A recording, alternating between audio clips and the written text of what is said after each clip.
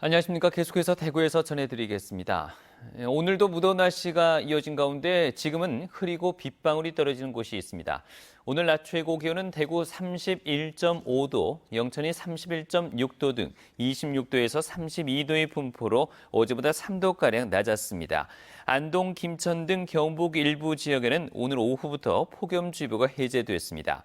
내일 새벽부터 밤사이 대구와 경북 남부에 5에서 40mm, 경북 북부 지역에 10에서 70mm의 장맛비가 내리겠습니다.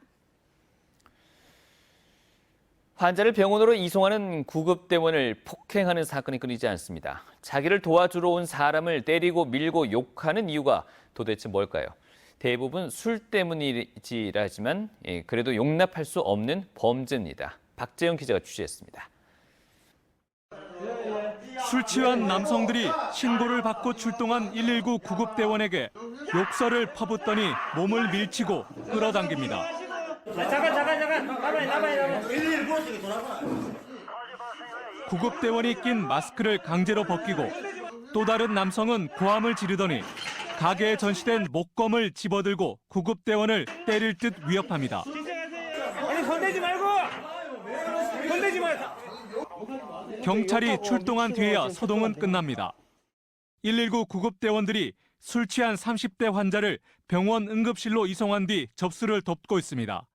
청원 경찰에게 뭔가를 물어보던 이 환자는 구급대원들에게 다시 돌아오더니 구급대원을 갑자기 발로 차고 손바닥으로 또 다른 구급대원의 목덜미를 세게 때립니다. 모두 순식간에 일어난 일입니다. 술 취한 환자를 병원으로 이송하는 119 구급차 내부입니다. 구급대원이 자리에 누운 40대 남자의 상태를 살피려는 순간 이 남자는 심하게 몸부림을 치기 시작합니다. 구급대원이 온 힘을 다해 안정을 시켜보지만 여러 차례 발길질까지 합니다. 또 다른 구급대원이 차를 세우고 제압하고 나서야 상황은 끝납니다. 2017년부터 올해 상반기까지 일어난 대구의 구급대원 폭행 건수는 28건입니다. 올해는 벌써 6건이 발생했습니다. 가해자의 96%가량이 음주 상태에서 구급대원을 폭행한 것으로 드러났습니다. 정당한 사유 없이 폭언, 폭행 등으로 구조, 구급 활동을 방해하면 최대 5년 이하 징역이나 5천만 원 이하의 벌금을 받습니다. 구급대원들이 활동하는데 상당히 어려움을 겪고 있습니다. 그리고 이게 직원들이 그로 인해 가지고 업무에 대한 부담도 가지게 되고.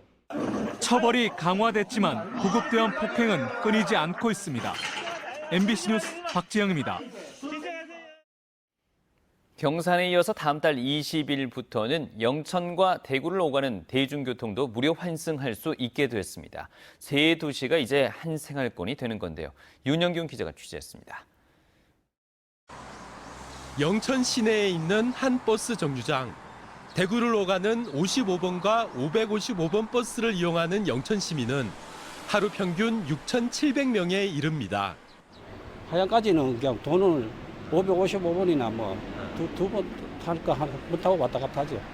그다음에 거기서 대구 갈 땐 돈을 따로 내시고. 예. 다음 달 20일부터 영천 시민들은 버스를 내린 지 30분 안까지는 대구와 경산의 버스와 도시철도를 무료로 이용할 수 있게 됩니다. 이에 따라 교통카드를 이용했을 때 1,200원인 영천 버스 요금은 대구 경산과 같이 1,200원으로 오르게 됩니다. 무료 환승으로 영천의 버스 회사들은 1년에 3억 원 정도 손해를 볼 것으로 예상됩니다. 하지만 영천시는 대중교통이 활성화하고 고유도를 늘어나면 10배 이상 이익이라고 추산합니다. 여기는 대구 경산의 서해권 시간에 교류가 그렇게 되면 지역별로 발생을 되고 또 관광을 가능한 큰 발전이 있을 것으로 기대합니다. 지난 2년 대구와 경산의 무료 환승 재미 도입이 해마다 도시 250만 명 정도가 혜택을 보고 있습니다.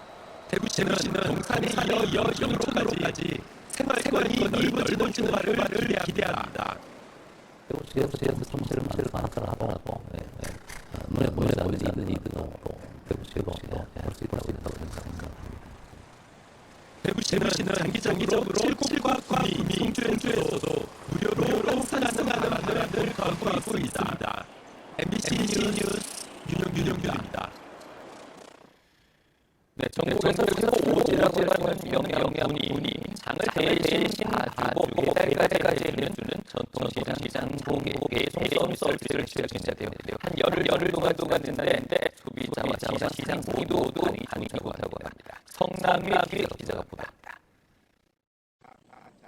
이동이 많이 많지 않아 아들이 같지 않아 농아버지 반찬거리가 더 장을 봐야 되자 영양시장 상인의 사무실에 전화를 겁니다.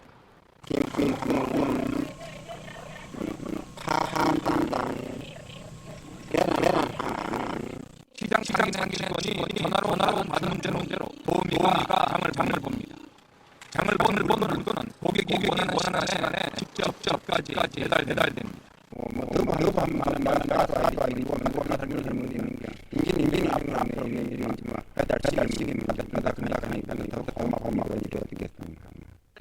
영양시장 장보기 배송 서비스는 전화하고 장을 대신 봐주고 집까지 배달해야 되기 때문에 장을 볼 시간적 여유가 없는 직장인이나 노약자 등 주민에게 좋은 반응을 얻고 있습니다. 시작 일주일 만에 하루 평균 15명이 찾는 등 고객도 갈수록 늘어나고 있습니다. 주문이 밀려 오전에는 많이 바쁩니다. 여러분들이 다시 구매할 수 있도록 저희들도 신선하고 다양한 제품으로 보답하도록 하겠습니다. 영양시장 장보기와 배송 서비스에 나서는 도우미는 2명. 인건비는 영양군이 지원합니다. 힘은 들지만 거동이 어려운 분들을 위해 배송을 하니 보람을 느끼고 일터로서 생활하다 보니 저한테도 큰 도움이 됩니다. 영양군은 오는 10월까지 영양시장 배송 서비스를 시범 실시한 뒤 반응이 좋을 경우 도우미 인력을 늘릴 계획입니다. 전통시장에서 우리 판매되는 제품을 주문받기 때문에 만족도가 매우 높습니다. 그래서 시장 활성화에 큰 도움이 될 것으로 기대가 됩니다.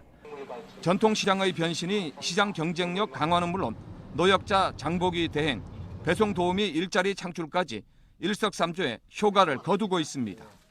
MBC 뉴스 성락입니다.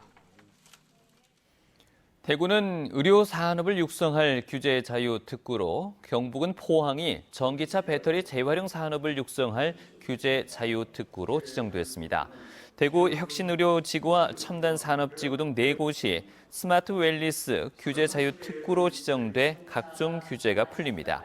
한 사업자가 한 공장에서만 의료기기를 만들게 했던 규제를 풀어서 여러 사업자가 함께 의료기기를 만들고 지방 흡입 시술 뒤 버려지던 지방을 재활용해 콜라겐으로 활용하는 의료기기도 개발합니다. 경북은 포항 영일만 일반산업단지와 블루벨리 국가산업단지가 차세대 배터리 리사이클링 규제 자유 특구로 지정돼 전기차에서 나오는 배터리와 소재를 재활용할 수 있는 산업을 육성합니다. 한국당과 바른미래당에 이어서 민주당도 포항지진특별법을 발의함에 따라서 법 제정에 속도가 붙을 전망입니다. 민주당 홍일학 포항지진대책특별위원장은 기획재정부 등 관계정부 부처와 협의를 거쳐 포항지진특별법을 의안과에 접수했다고 밝혔습니다. 민주당 특별법안은 포항 지진의 발생 원인과 책임 소재 등 진상규명과 피해자 구제 및 지원에 관한 포항 지진 진상조사 및 피해구제위원회를 둔 것이 핵심 사항입니다. 윤석열 검찰총장의 취임을 앞두고 김호철 대구고검장에 이어서 박윤혜 대구지검장도 사의를 표명했습니다. 박윤혜 지검장은 검찰 내부통신망에 검찰과 함께한 22년 세월을 회고하고 공정하고 정의로운 검찰이 되기를 바란다며 사죄기 인사 글을 올렸습니다. 이상으로 MBC 뉴스를 마치겠습니다. 고맙습니다.